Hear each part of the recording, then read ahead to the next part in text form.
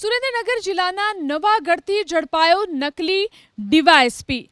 Rajkot range technical ટીમે સોહિલ ખાન પઠાણ નામના નકલી ડીવાયએસપીને સાયલા સુદામડા ચોકડી નજીક પુલ પાસેથી ઝડપી પાડ્યો। આરોપી સોહિલ ખાન પઠાણ ડીવાયએસપી તરીકેની ખોટી ઓળખ આપી સાયબર ક્રાઇમ જેવા ગુના આચરતો। એટલું જ નહીં, પોલીસ અધિકારીની ઓળખ આપી આર્થિક લાભ માટે નાગરિકો સાથે છેતરપિંડી કરતો।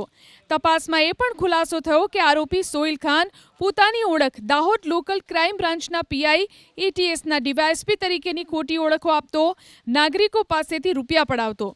રોફ જમાવવા માટે આરોપી સોશિયલ મીડિયામાં તસવીરો પણ વાયરલ કરતો, જેના આધારે રાજકોટ રેન્જ ટેકનિકલ ટીમે નવાગઢથી આરોપીને ઝડપી પાડ્યો।